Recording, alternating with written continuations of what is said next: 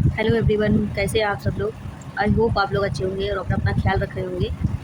तो साथियों, आज का लेक्चर है पॉलिटी का लेक्चर। बीच में थोड़ा गैप हो गया था, जिसमें आज हम लोग सीखेंगे राज्य के नीति निर्देशक तत्व। आज का चैप्टर है, आज हम लोग इस पर बात करेंगे। कौन से चैप्टर पे? राज्य के नीति निर्देशक तत्व।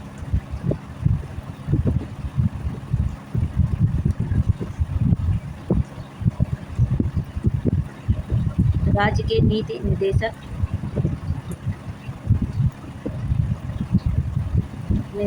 तत्व। ठीक है, आज का हमारा चैप्टर है। आप लोग पूरा वीडियो बिना स्किप किए पूरे ध्यान से देखिए। मेरा पूरा यकीन है आपको पूरा समझ में आएगा। अगर कहीं भी डाउट है, कहीं भी कोई समस्या है, तो ज़रूर कमेंट बॉक्स में ज़रूर पूछिएगा। तो चलिए शुरू करते हैं क्लास को। और क्लास शुरू करने से पहले आप लोगों से मेरा एक सवाल है कि संविधान में ऐसा कौन सा भाग है जो कोर्ट में लागू नहीं कराया जा सकता और फिर भी पूरे देश की सरकार उसी के आधार पर नीतियाँ बनाती है। हाँ, तो आपका जवाब क्या होगा? यही है राज्य के नीति निर्देशक तत्व। ठीक है, और आज की क्लास के बाद यह टॉपिक आपको कभी भूलने वाला नहीं है। अभी तक सब समझ में आ रहा है, लेकिन असली सवाल अब शुरू होने वाला है। तो अगले मिनट में, अगले ही पल मैं आपको सारी चीज़ें एकदम टू द पॉइंट और एग्ज़ाम ओरिएंटेड सारी चीज़ें आपके सामने रखती जाऊंगी, आपको बताती जाऊंगी। तो आप लोग बिल्कुल निश्चिंत होकर पढ़ते रहिए, मेरा साथ दीजिए आप लोग। तो हम लोग आज पढ़ेंगे कौन सा टॉपिक? राज्य के नीति निर्देशक तत्वों की विशेषताएं। हमारा टॉपिक है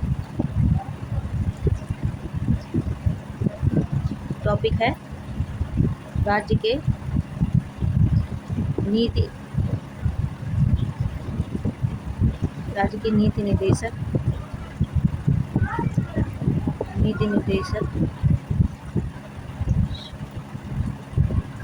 राज्य के नीति निर्देशक तत्वों की विशेषताएं।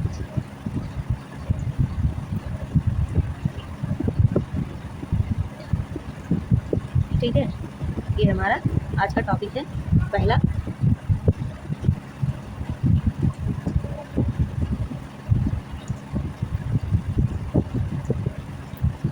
इसमें कीवर्ड्स कौन कौन से हैं लिख लेते हैं। नॉन जस्टिसेबल लेकिन फंडामेंटल इन गवर्नेंस। जैसे नॉन जस्टिसेबल लेकिन फंडामेंटल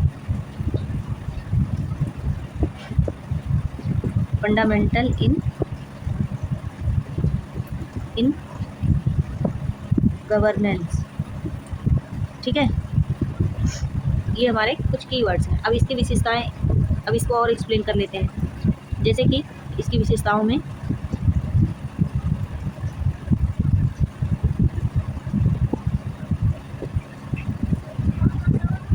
पहला है न्यायालय द्वारा बाध्यकारी या नहीं है। इसकी विशेषताएं क्या हो सकती हैं, हम लोग देख लेते हैं क्या क्या है। न्यायालय द्वारा बाध्यकारी नहीं। ठीक है,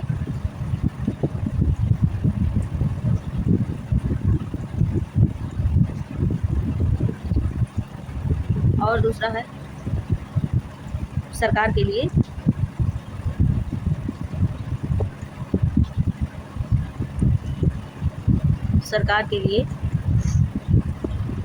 शासन का मार्गदर्शन। सरकार के लिए शासन का मार्गदर्शक है ये, इसकी ये भी एक विशेषता है। ठीक है, और तीसरा है कल्याणकारी राज्य की स्थापना। कल्याणकारी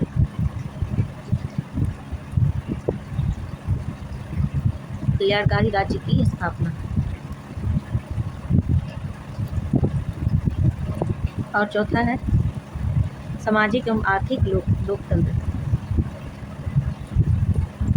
सामाजिक एवं आर्थिक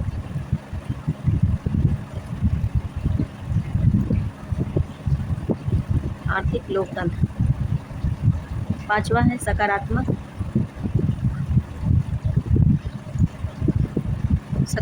अधिकारों पर बल।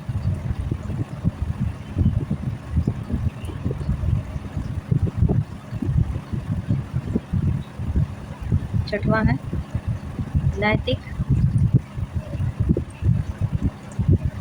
नैतिक एवं राजनीतिक दायित्व।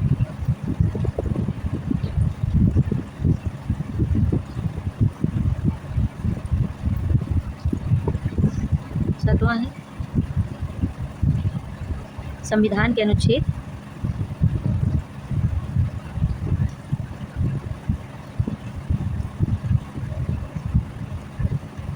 संविधान के अनुच्छेद 36 से 51 में क्या है ये चीज़ें वर्णित हैं। ठीक है, अब हम लोग इसको एक ट्रिक के माध्यम से समराइज कर लेते हैं। ट्रिक हमारा बनेगा इसमें न्याय मार्ग कल्याण सामाजिक सकारात्मक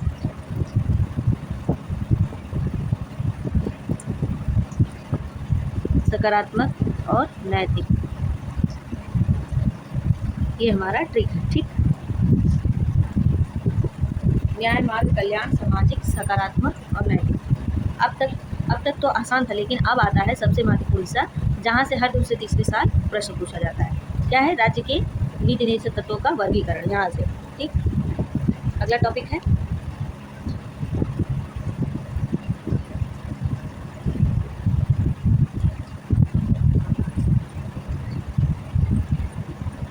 राज्य के नीति निर्देशक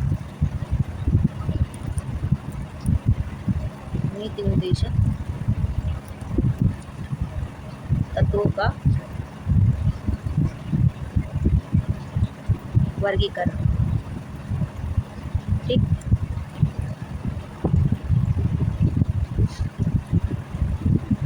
राज्य की नीति निषेध तत्वों का वर्गीकरण। सबसे पहला है समाजवादी।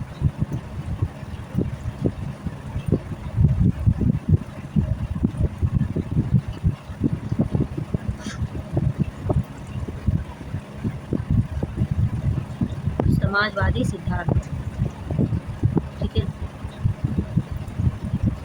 अब इसमें कीवर्ड्स कौन कौन से हैं? जैसे है सोशल जस्टिस। क्या है सोशल जस्टिस?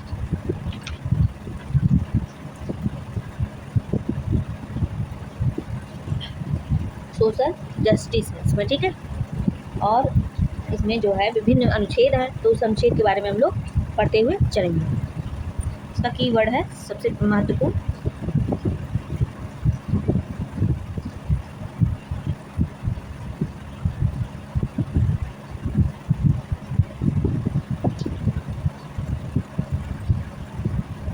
कीवर्ड है सोशल जस्टिस। ठीक, अब इसमें मुख्य अनुच्छेद है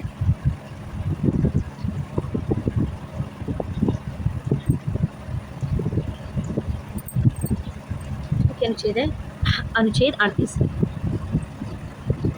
आर्टिकल 38। अब इसमें क्या है कि राज्य सामाजिक व्यवस्था में लोक कल्याण के जो अभिवृद्धि हेतु जो सामाजिक, आर्थिक और राजनीतिक न्याय सुनिश्चित करेगा। ठीक है, और आय की असमानताओं को कम करने का प्रयास करेगा और प्रतिष्ठा, सुविधाओं व अवसरों की असमानता को भी कम करेगा, जो है 44वें संविधान संशोधन 1978 द्वारा जोड़ा गया था। इसमें क्या क्या था? और अनुच्छेद 39, इसमें है राज्य अपनी नीतियों को सुनिश्चित करने की दिशा में निम्न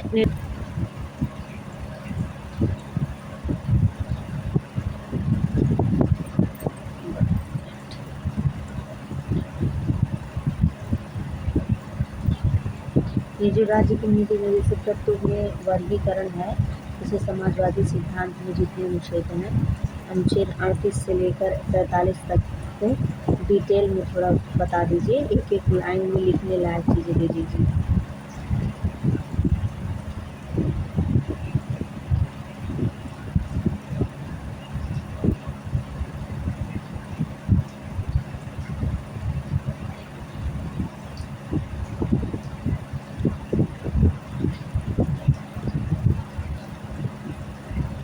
अब दूसरा है,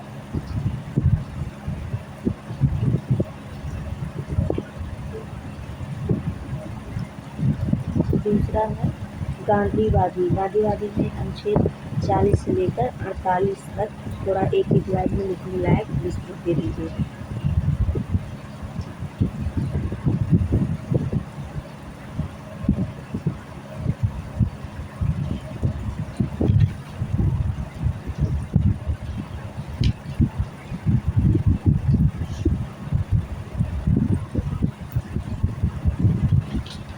फिर अगला है उदार बौद्धिक। उदार बौद्धिक में अनुच्छेद 44 से लेकर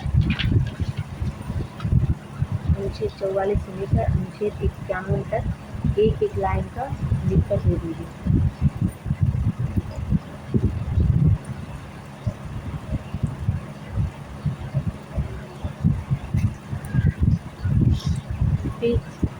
फिर अगला है नए निर्देशक तत्व, इसके बारे में थोड़ा दे दीजिए।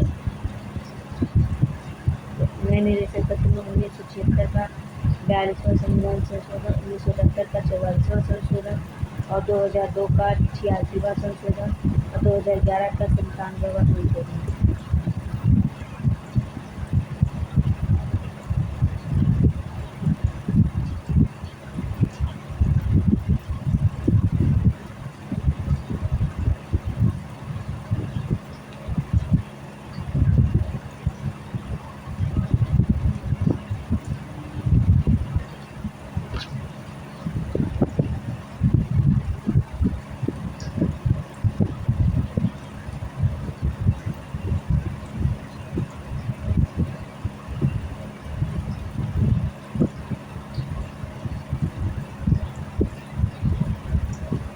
तो हम लोग कहाँ पे थे कि समाजवादी सिद्धांत में अनुच्छेद 38 में सामाजिक व्यवस्था है। ठीक है, क्या है? सामाजिक व्यवस्था। सामाजिक व्यवस्था इसमें क्या है, इसको थोड़ा और अच्छे से पढ़ लेते हैं। इसका क्या है, राज्य जो है, इसमें क्या चीज़ें बताई गई हैं? इसमें है राज्य जो है सामाजिक आर्थिक एवं राजनीतिक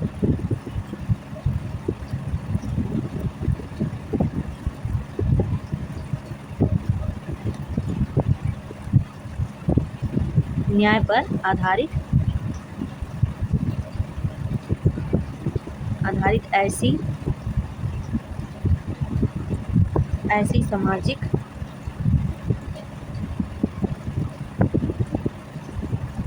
सामाजिक व्यवस्था स्थापित करेगा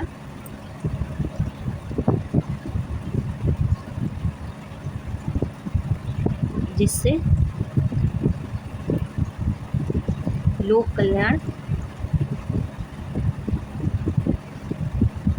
कल्याण जो है सुनिश्चित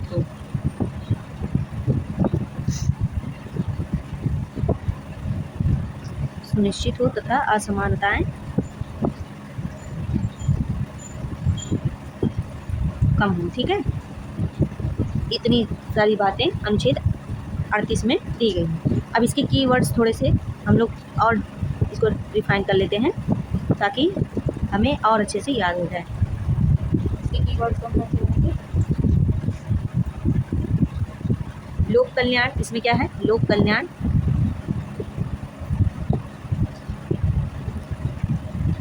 कल्याण, प्लस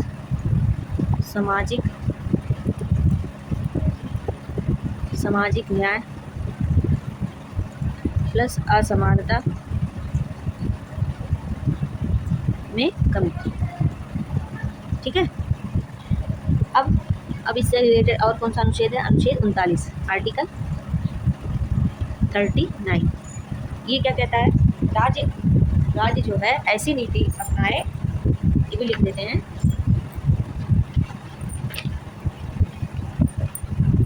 इसमें क्या कहा गया है कि राज्य, हम इसको बोलते हैं जैसे कि है, इसमें कीवर्ड्स हम लिख देते हैं बस, उतना ज़्यादा ये नहीं, हमसे परिभाषा इसकी नहीं पूछेगा, सारी सिर्फ और सिर्फ कीवर्ड्स पूछे जाएंगे, वो भी क्रोनोलॉजी में पूछे हो सकता हो पूछ ले, ठीक है।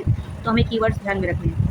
इसमें क्या है कि राज्य ऐसी नीति अपनाएगा जिससे सभी नागरिकों को आजीविका के समान अवसर, संसाधनों का न्याय संगत वितरण और समान कार्य के लिए समान वेतन तथा बालकों एवं श्रमिकों का संरक्षण सुनिश्चित हो। इस तरह की बातें हमसे इसमें हमें बताई गई।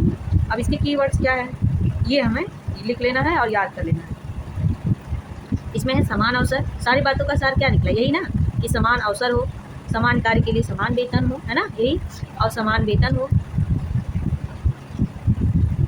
समान वेतन, संसाधनों का न्यायपूर्ण,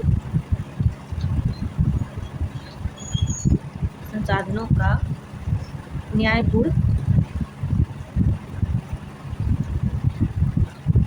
वितरण, ठीक है।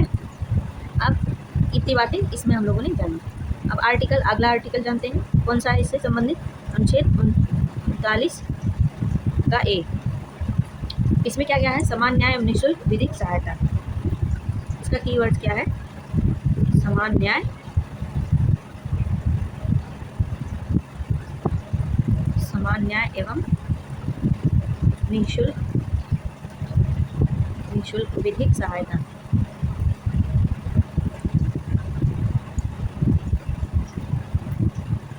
ठीक है। जैसे और जैसे कि इसको एक लाइन में, एक वर्ड में समराइज करने का अगर कह दिया जाए तो क्या है कि फ्री लीगल, इसको ऐसे भी याद कर सकते हैं, free legal aid, free legal aid, NALSA, NALSA, NALSA, ठीक है। अब अनुच्छेद 41, यहाँ तक बातें आप, मुझे तो उम्मीद है आप लोगों को समझ में आई होंगी, ठीक। अब अनुच्छेद 41 में है काम, शिक्षा एवं लोक सहायता का अधिकार। काम, शिक्षा एवं लोक सहायता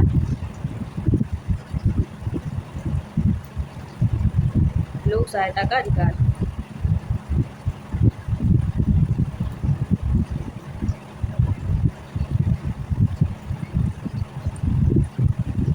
अब इसको और थोड़ा सा समराइज करते हैं। पहले इसके बारे में समझ लेते हैं। इसमें राज्य अपनी आर्थिक क्षमता के अनुसार जो है बेरोजगारी, वृद्धावस्था, बीमारी एवं विकलांगता की स्थिति में काम, शिक्षा और लोक सहायता की व्यवस्था करे, ठीक है। इसमें ये बातें कही गई हैं। इसके कीवर्ड्स और थोड़ा वो कर लेते हैं, समराइज कर लेते हैं। काम, शिक्षा प्लस सामाजिक सुरक्षा, इसको हम लोग ऐसे भी याद कर सकते हैं, काम, शिक्षा प्लस सामाजिक सुरक्षा, ठीक। अब आगे बढ़ते हैं। अनुच्छेद 42, आर्टिकल 42। अब इसमें क्या क्या है? मानवीय कार्य दशाएं एवं प्रसूति सहायता, मानवीय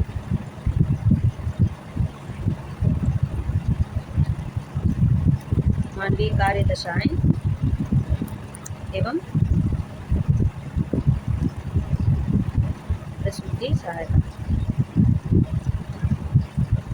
अब इसमें क्या है? राज्य श्रमिकों के लिए मानवीय एवं न्याय संगत कार्य परिस्थितियां तथा प्रसूति सहायता सुनिश्चित करेगा। ह्यूमन वर्किंग कंडीशंस प्लस प्रसूति सहायता, मैटरनिटी रिलीफ देगा, ठीक है। ये हमारे चीज़ें इसमें कही गई हैं, ठीक। अब अनुच्छेद 43, आर्टिकल 53, इसमें क्या है कि निर्वाह मजदूरी एवं कुटीर उद्योग। अनुच्छेद 43 में है निर्वाह मजदूरी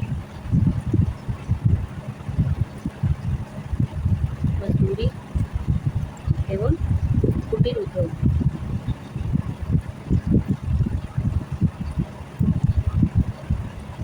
कुटीर उद्योग। इसमें क्या है, राज्य श्रमिकों को निर्वाह मजदूरी, सम्मानजनक जीवन स्तर तथा ग्रामीण क्षेत्रों में कुटीर उद्योग को क्या करेगा, बढ़ावा देगा। ठीक है, living wages plus cottage industries, इसको और थोड़ा सा डिफाइन कर लेंगे। Living wages plus cottage industries,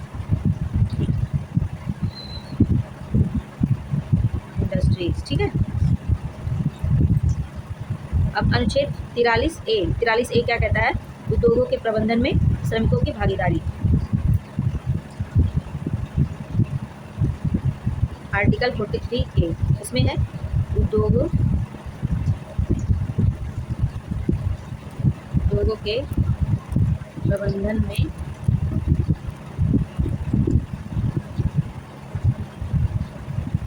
श्रमिकों की भागीदारी।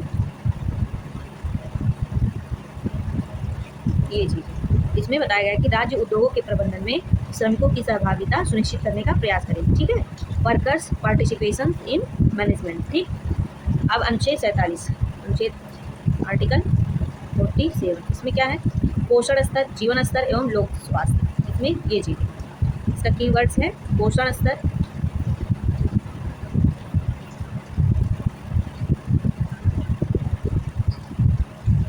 जीवन स्तर एवं लोक स्वास्थ्य।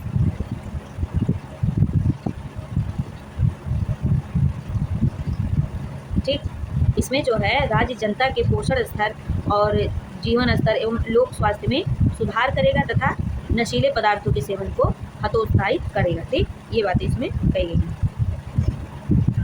अब सारी चीज़ों को एकदम समअप कर लेते हैं 1 मिनट में। जैसे कि आर्टिकल 38 क्या है, समाज का कल्याण। आर्टिकल 39 क्या है, समानता और संसाधन। और 39A क्या है, सबको न्याय। और 41 क्या है, आर्टिकल काम और शिक्षा। और 42 क्या है, श्रमिक व मातृत्व। और आर्टिकल 43 क्या है, मजदूरी और कुटीर उद्योग। और आर्टिकल 43 है प्रबंधन में श्रमिक। और अनुच्छेद 47 में है स्वास्थ्य और पोषण। इतनी बातें हम लोगों ने समझी। अब हम लोग आते हैं अगला सिद्धांत, अगले वर्गीकरण की ओर। अगला है गांधीवादी। पहले थे समाजवादी व्यवस्था, अब है गांधीवादी।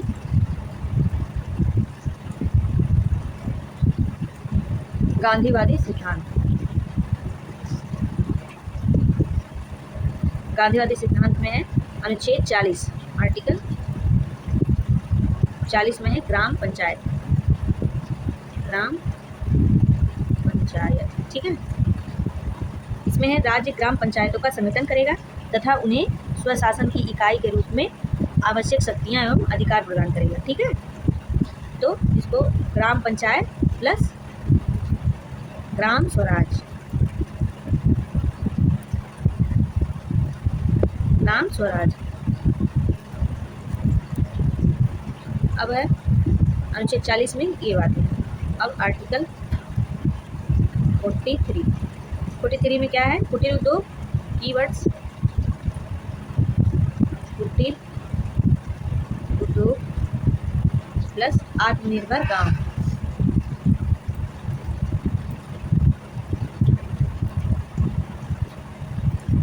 आत्मनिर्भर गांव राज्य ग्रामीण क्षेत्रों में व्यक्तिगत अथवा सहकारी आधार पर कुटीर उद्योग एवं ग्रामोद्योग को प्रोत्साहित करेगा। ठीक है, अनुच्छेद 43B,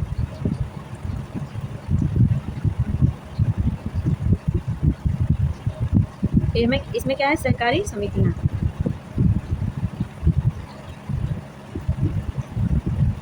सहकारी समितियां इसमें क्या बातें हैं कि राज्य जो है स्वैच्छिक गठन, लोकतांत्रिक नियंत्रण एवं स्वायत्त संचालन वाली जो है सरकारी समितियों को बढ़ावा देगा। कोऑपरेटिव सोसाइटी, ये हमारा कीवर्ड है। अब इसमें एग्जाम फैक्ट क्या होगा, इसमें एक और एग्जाम फैक्ट है, क्या है कि 97वें संविधान संशोधन, 97वें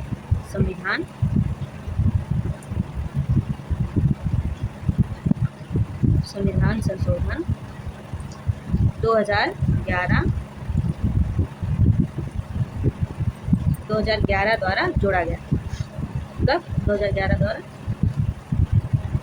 ठीक है, ये भी बहुत ज़रूरी है ना एग्जाम पर। इसमें क्या है, सरकारी समितियां कब जोड़ी गई, 97वें संविधान संशोधन 2011 द्वारा। अब आर्टिकल 46, इसमें है अनुसूचित जाति, जनजाति एवं कमजोर वर्गों का उत्थान। ये हमारा इसमें कीवर्ड है अनुसूचित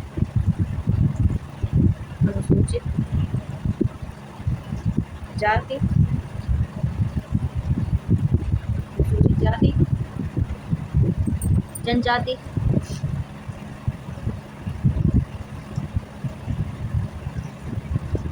जनजाति एवं कमजोर वर्गों का उत्थान।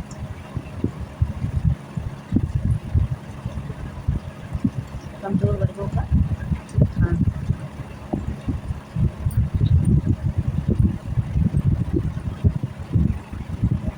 इसमें राज्य ने क्या कहा कि राज्य अनुसूचित जातियों, अनुसूचित जनजातियों तथा समाज के अन्य कमजोर वर्गों के शैक्षिक एवं आर्थिक हितों को बढ़ावा देगा तथा उनका शोषण रोकने का प्रयास करेगा। SC ST welfare, SC ST, इसको ऐसे याद रखिए, याद रखने का हम लोग प्रयास करेंगे, वेलफेयर। ठीक है, अब है अनुच्छेद 47, आर्टिकल 47। इसमें क्या कहा गया है, पोषण एवं नशाबंदी, nutrition plus public health plus prohibition. पोषण एवं नशाबंदी, ठीक, इसको ऐसे और कर लेते हैं, न्यूट्रिशन प्लस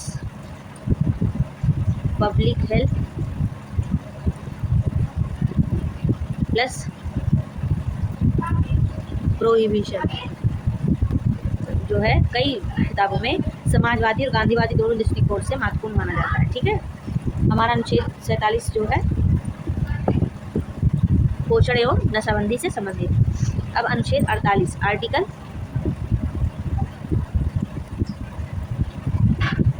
48, कृषि एवं पशुपालन। कृषि एवं पशुपालन, ठीक।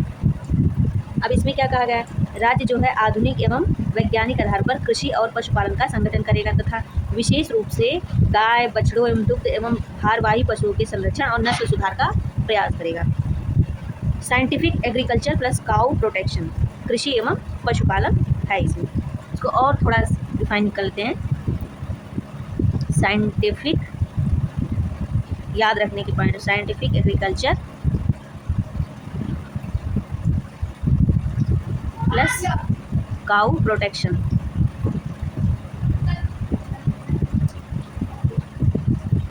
ठीक है, यहाँ तक हम लोगों ने समझा।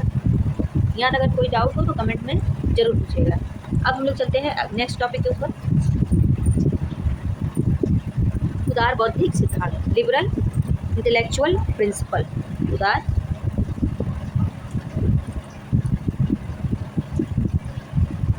बौद्धिक सिद्धांत।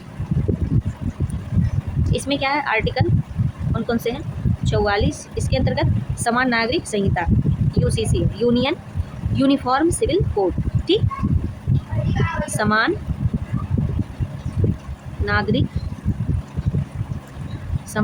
संहिता, ठीक है, यूनिफॉर्म सिविल कोड। राज्य भारत के सभी नागरिकों के लिए समान नागरिक संहिता लागू करने का प्रयास करेगा। क्या है, यूनिफॉर्म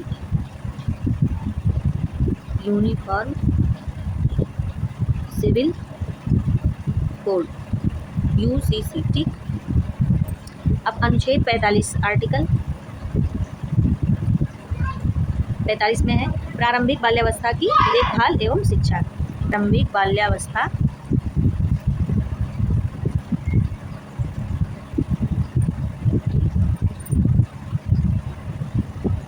प्रारंभिक बाल्यावस्था की देखभाल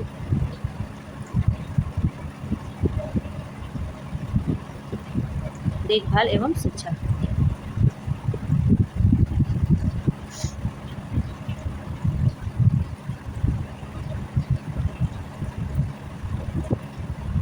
इसमें राज्य जो है 6 वर्ष से कम आयु के सभी बच्चों के लिए प्रारंभिक बाल्यावस्था की देखभाल एवं शिक्षा की व्यवस्था करेगा। ठीक है, अब इसमें एक एग्जाम फैक्ट है, उसको भी लिख लेते हैं हम लोग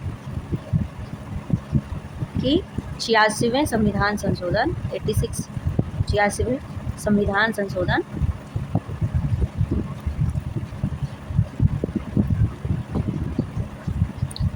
संविधान संशोधन 2002 के बाद अनुच्छेद 45 में यह प्रावधान किया गया है। ठीक है, अब अनुच्छेद 48 आर्टिकल 48 कृषि एवं पशुपालन, कृषि एवं पशुपालन। ठीक है, एक मिनट, इसको भी एक कीवर्ड्स में और समराइज करते हैं। Scientific agriculture,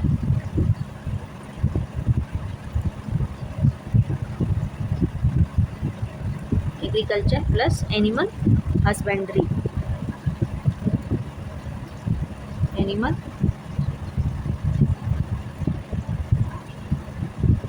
husbandry. ठीक है, यह अनुच्छेद गांधीवादी सिद्धांतों में भी महत्वपूर्ण माना जाता था। ठीक है,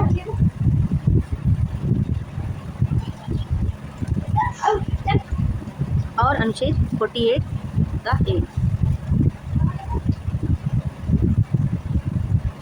आर्टिकल 48 का इसमें क्या कहा गया है? पर्यावरण संरक्षण, पर्यावरण संरक्षण। ठीक है, राज्य पर्यावरण, वन एवं वन्य जीवों का संरक्षण और संवर्धन करेगा। ठीक है, क्या है इसमें? इन्वायरमेंट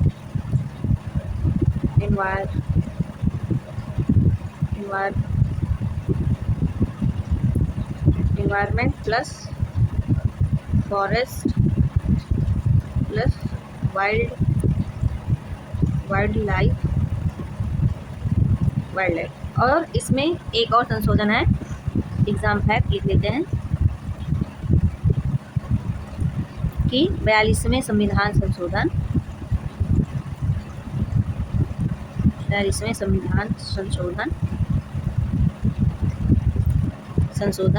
1976 द्वारा जोड़ा गया है, 1976 द्वारा जोड़ा गया है। ठीक है, 42वें संविधान संशोधन 1976 द्वारा जोड़ा गया है। अब और कौन सा अनुच्छेद है?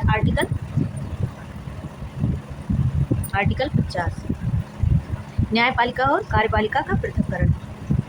क्या है? न्यायपालिका और कार्यपालिका आर्टिकल 50 में है, न्यायपालिका और कार्यपालिका का पृथक्करण। ठीक है, राज्य लोक सेवाओं में न्यायपालिका को कार्यपालिका से पृथक करने का प्रयास किया गया है, separation of judiciary and executive. ठीक, ये प्रयास किया गया है। अब अगला चलते हैं, आर्टिकल 51 अनुच्छेद 51 अंतर्राष्ट्रीय शांति एवं सुरक्षा, international peace plus international law. अंतर्राष्ट्रीय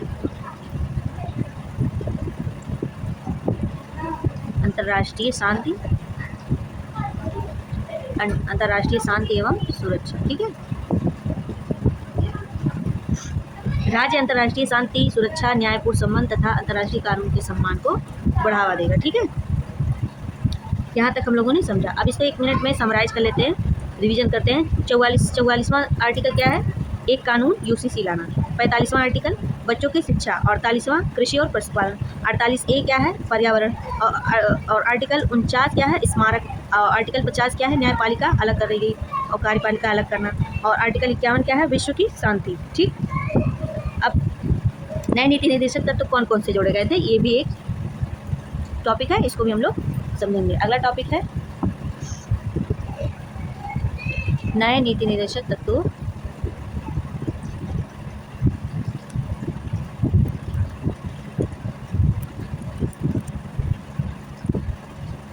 नए नीति निर्देशक तत्व कौन कौन से हैं?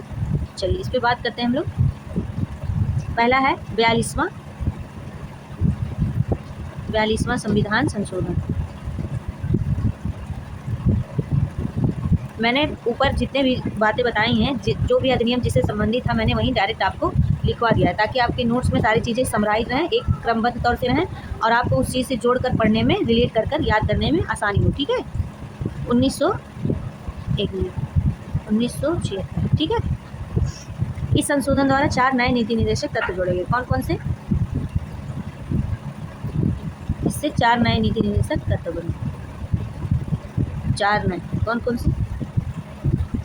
पहला है आर्टिकल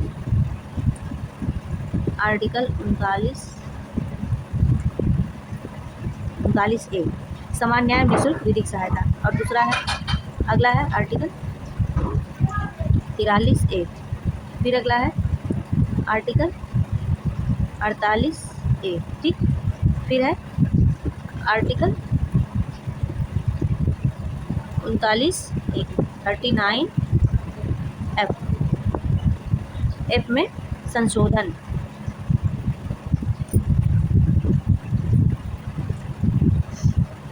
एफ में क्या है संशोधन? कौन कौन सा है? बच्चों के स्वस्थ विकास तथा पोषण से संरक्षण पर विशेष बल दिया गया है, ठीक है, संशोधन करके इसमें। और अब अगला संविधान संशोधन कौन सा है? वही सारी बातें हैं, बस एक क्रमबद्धता है तो वो और अच्छा रहता है, ठीक है। 44वां संविधान संशोधन। नया नीति निर्देशक तत्व में कौन से तत्व नया और जोड़े गए? 44वां संविधान संशोधन अधिनियम 1978, ठीक। ध्यान दें यहाँ पे, या 1977 नहीं, 1978 का संशोधन है, ठीक है। इस संशोधन द्वारा अनुच्छेद 38 में उपबंध 2 जोड़ा गया। राज्य आय, प्रतिष्ठा, सुविधाओं एवं अवसरों की असमानताओं को कम करने का प्रयास करेगा। रिड्यूसिंग इनइक्वालिटी, इसमें क्या था? एक लाइन में अगर कहा जाए तो क्या है? रिड्यूसिंग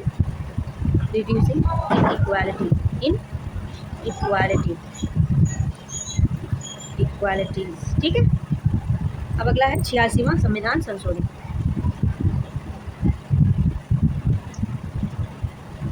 86वां संविधान संशोधन अधिनियम 2002, ठीक है। इसमें अनुच्छेद 45 में संशोधन किया गया, ठीक है। 6 वर्ष से कम आयु के बच्चों के लिए प्रारंभिक बाल्यावस्था की देखभाल एवं शिक्षा की व्यवस्था की गई। अब इसमें इसी संशोधन से एक एग्जाम टिप्स हम लोग बना लेते हैं। इसमें एक एग्जाम टिप्स है, आप लोग ध्यान दीजिए।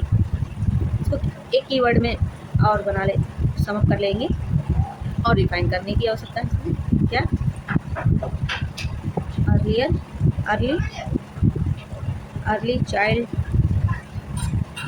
Early childhood care and education,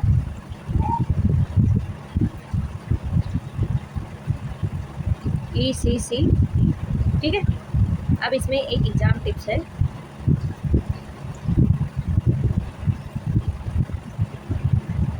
वो क्या है? इसी संशोधन में अनुच्छेद 21A शिक्षा का मौलिक अधिकार और मौलिक कर्तव्य 51A का सब क्लॉज के भी जोड़ा गया, ठीक है। इसी संशोधन से आर्टिकल 21A जो है क्या था? शिक्षा का मौलिक अधिकार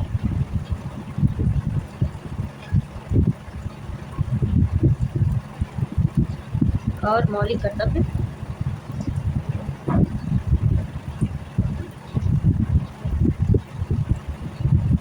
और मौलिक कर्तव्य 51A सब क्लॉज के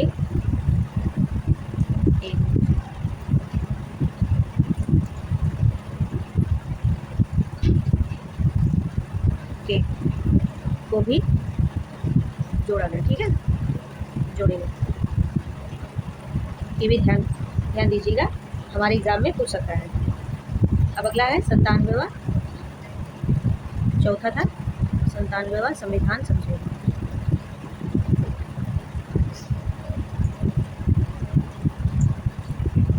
संशोधन अधिनियम 2011, ठीक है। इसे 2012 में लागू किया गया, लेकिन संशोधित किया गया 2011 में, और इसमें अनुच्छेद 43 भी जोड़ा गया। कौन सा आर्टिकल जोड़ा गया? आर्टिकल 43 का बी जोड़ा गया, ठीक है। सरकारी समितियों के स्वैच्छिक गठन, लोकतांत्रिक नियंत्रण एवं स्वायत्त संचालन को बढ़ावा देना। अब यहाँ तक हम लोगों ने इसको समझा। अब आगे बात करेंगे अगले टॉपिक के बारे में। यहाँ तक अगर आपको किसी भी प्रकार का डाउट हो, कोई समस्या हो, तो कमेंट में हमसे ज़रूर पूछिए, अपनी असुविधा साझा कीजिए। और हाँ, साथ ही अगर आपका कोई फीडबैक हो इस लेक्चर से रिगार्डिंग, तो वो भी अपना फीडबैक हमें साझा करिए कमेंट में। मुझे उसमें सुधार करने में बहुत ही खुशी होगी, ठीक है। यहाँ तक हम लोगों ने समझा। अब आगे समझेंगे मौलिक अधिकार और नीति निधि तत्वों के बीच टकराव। अगला टॉपिक है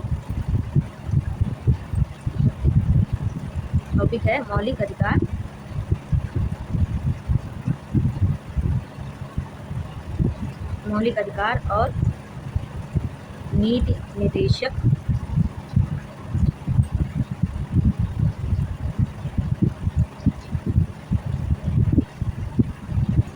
तत्वों के बीच टकराव, ठीक।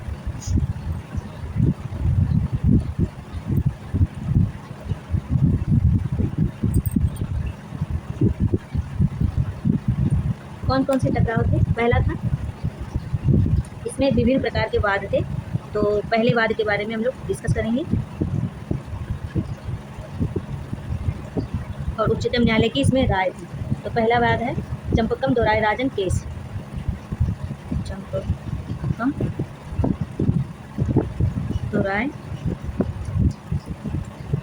चंपकम दोरायराजन केस 1951, ठीक है। अब इसमें क्या था? यदि मूल अधिकार और राज्य के नीति निर्देशक तत्व के बीच कोई टकराव होता है तो मूल अधिकार अभिभावी प्रिवेल होगा, ठीक है। और संविधान संशोधन अधिनियम बनाकर संसद द्वारा मूल अधिकारों में संशोधन किया जा सकता है। पहला केस है चंपकम दोरायराजन केस 1951। इसमें निर्णय क्या था? ये भी जानना है। निर्णय था, सर्वोच्च न्यायालय ने कहा कि यदि मौलिक अधिकार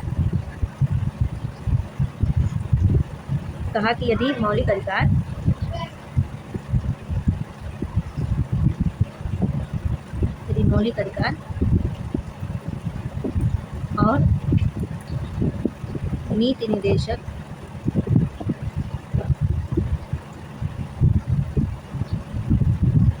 निदेशक तत्वों में टकराव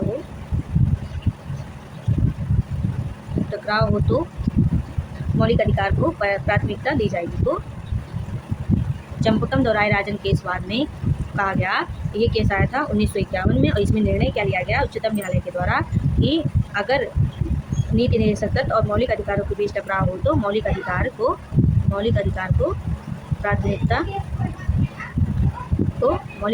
प्राथमिकता दी जाएगी, प्राथमिकता मिलेगी, ठीक है। प्रभाव क्या पड़ा? इस निर्णय के बाद सरकार ने प्रथम संविधान संशोधन 1951 किया, जिससे सामाजिक न्याय संबंधित कानूनों को अधिक संरक्षण मिला। अब exam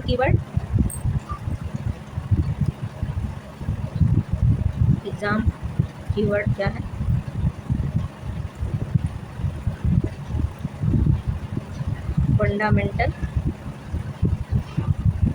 fundamental right is greater than DPSP,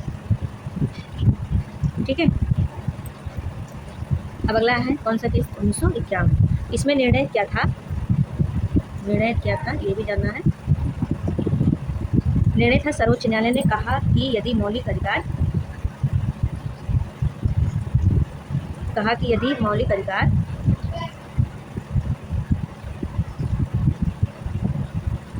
मौलिक अधिकार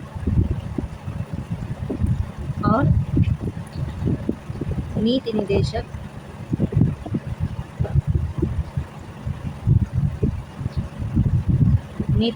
तत्वों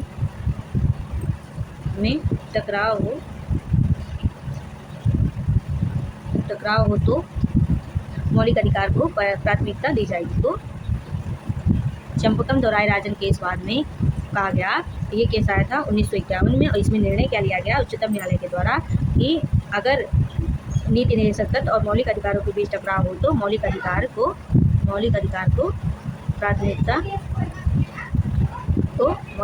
को प्राथमिकता दी जाएगी, प्राथमिकता मिलेगी। ठीक है। प्रभाव क्या पड़ा? इस निर्णय के बाद सरकार ने प्रथम संविधान संशोधन 1951 किया, जिससे सामाजिक न्याय संबंधित कानूनों को अधिक संरक्षण मिला। अब exam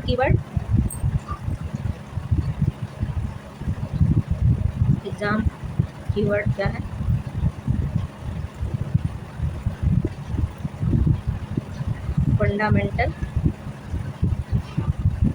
fundamental right greater than DPSP। ठीक है। अब अगला है कौन सा केस था? गोलकनाथ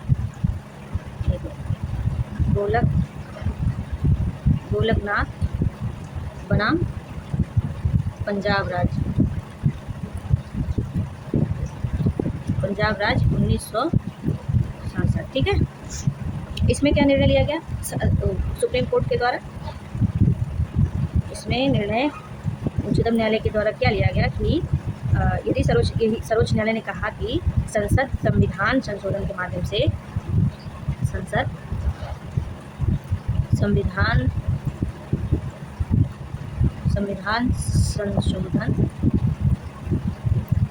संशोधन के माध्यम से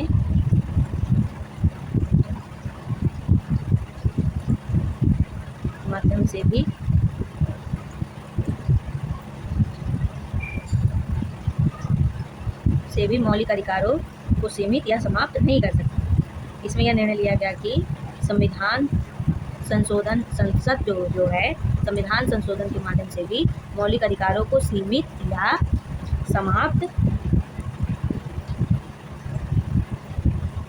समाप्त नहीं कर सकती। ठीक है, नहीं कर सकती। और इसका प्रभाव क्या पड़ा? इस निर्णय से संसद की संशोधन शक्ति पर प्रतिबंध लगा, जिसके बाद संसद ने अपनी शक्ति स्पष्ट करने के लिए आगे संशोधन की। ठीक है। अब इसको एक कीवर्ड्स में समराइज कर लेते हैं, फिर से करते हैं। गोलकनाथ बनाम पंजाब राज्य 1967 में संविधान ने कहा कि संसद संविधान संशोधन के माध्यम से भी मौलिक अधिकारों को सीमित या समाप्त नहीं कर सकती। Parliament can not amend fundamental rights. Exam keyword क्या है? पार्लियामेंट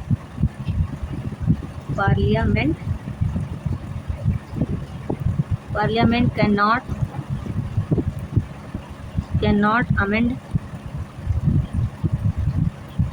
फंडामेंटल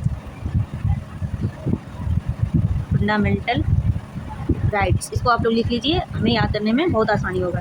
ठीक। तीसरा कौन सा था? 25वां संविधान संशोधन।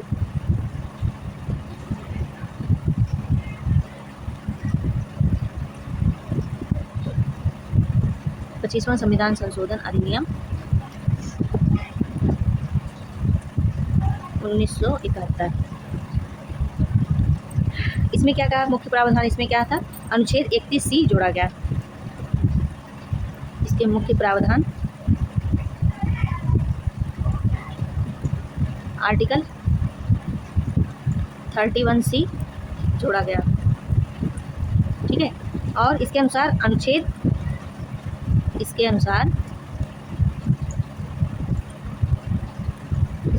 आर्टिकल 39B को और 39C आर्टिकल 39B और 39C को लागू करने वाले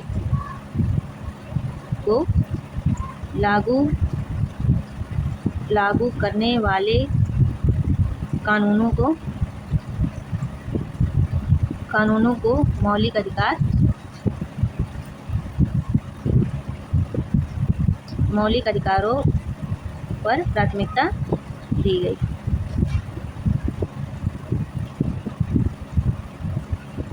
प्राथमिकता दी गई। ठीक, अब एग्ज़ाम कीवर्ड इसको इसी वक्त लिख लेते हैं ताकि हमें इतना बड़ा याद ना करना पड़े। ठीक है, एकदम छोटा सा सटीक कीवर्ड्स बना के याद करने में ज़्यादा आसानी होगा।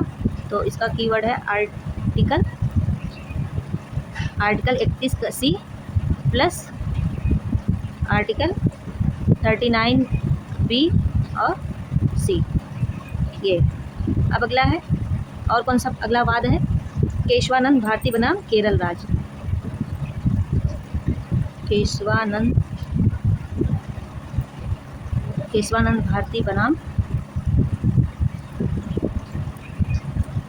केरल राज्य 1973। ठीक है, इसमें निर्णय क्या लिया गया? इसमें निर्णय था, सर्वोच्च न्यायालय ने कहा कि मूल संरचना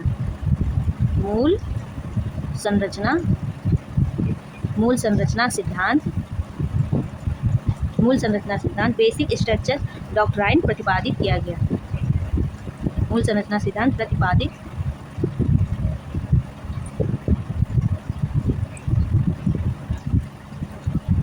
साथ ही कहा कि संसद संविधान में संशोधन कर सकती है लेकिन संविधान की मूल संरचना को नष्ट नहीं कर सकती। बेसिक स्ट्रक्चर, इसको एग्जाम कीवर्ड बना लेते हैं।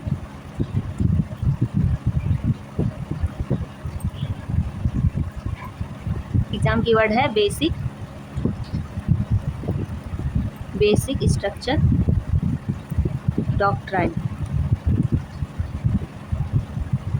ठीक, और है पांचवा 42वां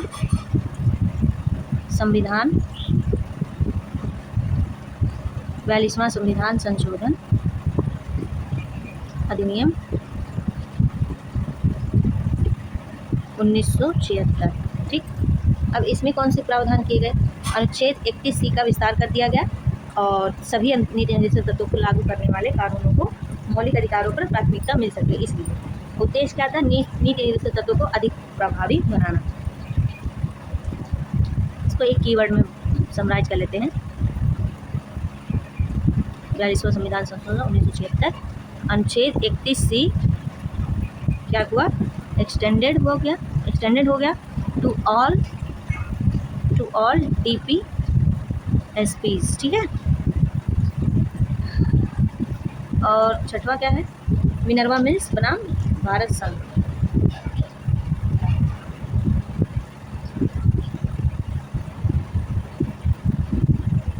मिनर्वा मिल्स बनाम भारत संघ 1980।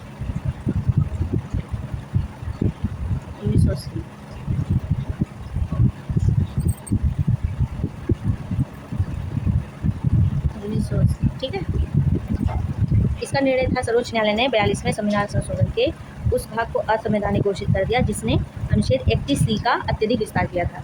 साथ ही कहा कि मौलिक अधिकार और नीति निर्देशक तत्व संविधान के दो पहिए हैं, दोनों के बीच जो है संतुलन ही संविधान की मूल संरचना है। ये बातें इसमें कही गई हैं।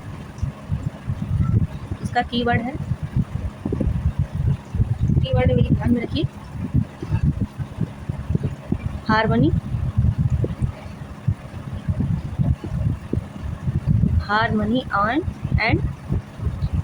And balance. और वर्तमान संवैधानिक स्थिति यह है कि ना तो मौलिक अधिकार सर्वोच्च है और ना ही नीति निर्देशक तत्व, दोनों एक दूसरे के क्या है? पूरक है। ठीक है, संविधान के उद्देश्यों को पूरा करने के लिए समान रूप से आवश्यक है। यदि दोनों में टकराव हो तो न्यायालय संवैधानिक संतुलन जो है और मूल संरचना सिद्धांत को ध्यान में रखकर निर्णय कर सकता है। यहाँ तक हम लोगों ने समझा।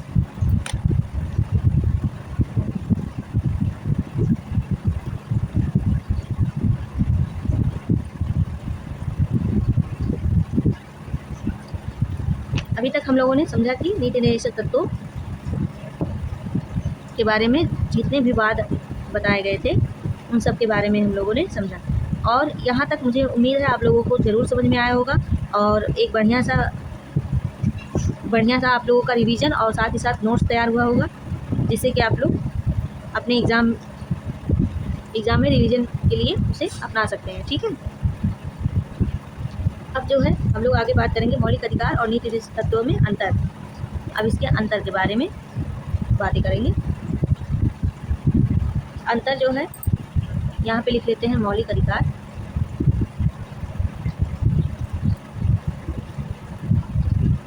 मौलिक अधिकार और TPSP है ना। और अंतर क्या है इसमें, क्या है मौलिक अधिकार में नकारात्मक प्लस सकारात्मक दोनों है।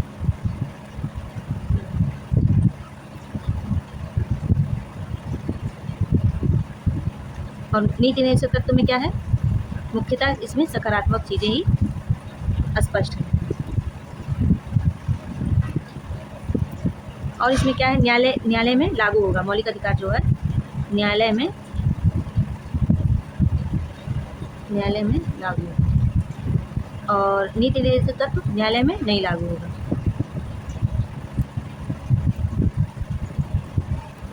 लागू नहीं होगा। ठीक, और इसमें है व्यक्ति केंद्रित है।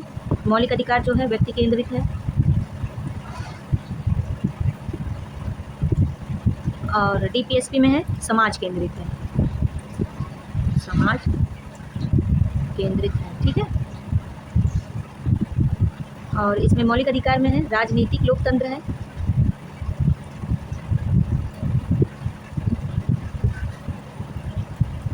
राजनीतिक लोकतंत्र है, और इसमें है सामाजिक आर्थिक लोकतंत्र है। इसमें सामाजिक आर्थिक लोकतंत्र।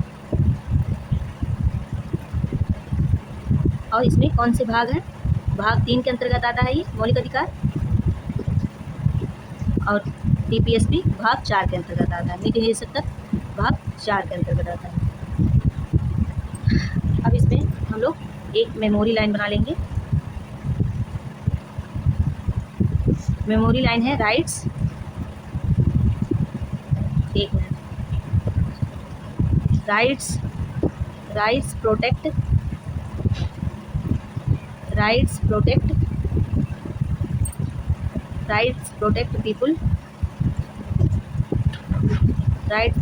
पीपुल और प्रिंसिपल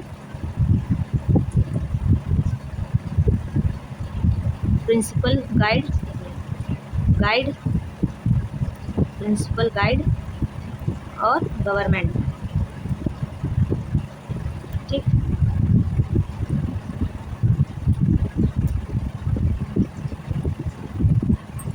यहाँ तक हम लोगों ने समझा। अब अंतर स्पष्ट हो गया होगा, आई होप आप लोगों को। अब आगे बात करेंगे हम लोग भाग 4 के बाहर के निर्देश।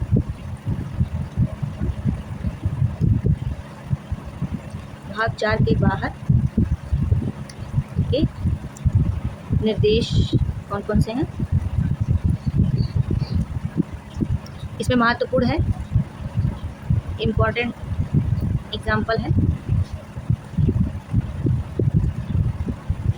पहला है पंचायत 243 जी। दूसरा है नगर पालिकाएँ,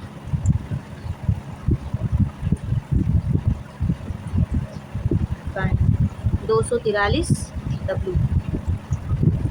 अगला है सहकारी समितियाँ। ठीक है, सहकारी समितियाँ इसमें हैं 243 ZI। और है 5वां है पर्यावरण संरक्षण।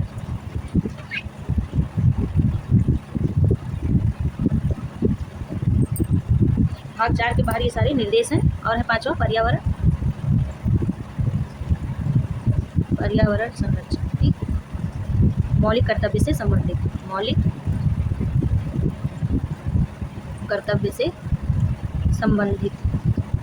संबंध। ठीक है,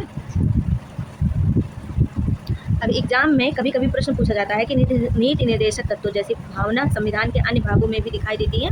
ठीक है, तो ये इसी से रिगार्डिंग। ठीक, अब नीति निर्देशक तत्व के महत्व क्या है, इसके ये भी हम लोग जान के उसके बाद अपने क्लास को समाप्त करेंगे। राज्य के नीति निर्देशक तत्व के महत्व। कौन कौन से महत्व हैं इसके हमारे लिए?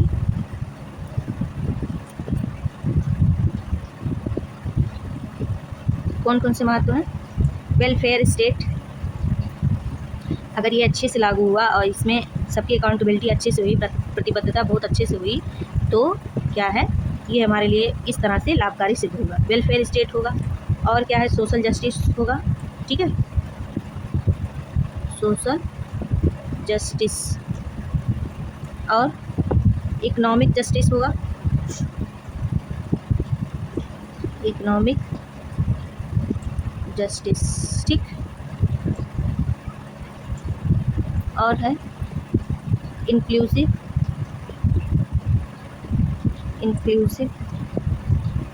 डेवलपमेंट होगा।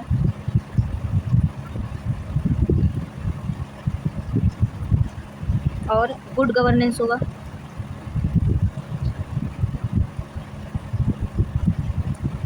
और पॉलिसी मेकिंग बढ़िया होगी। और कॉन्स्टिट्यूशनल विज़न होगा। ठीक है, कॉन्स्टिट्यूशनल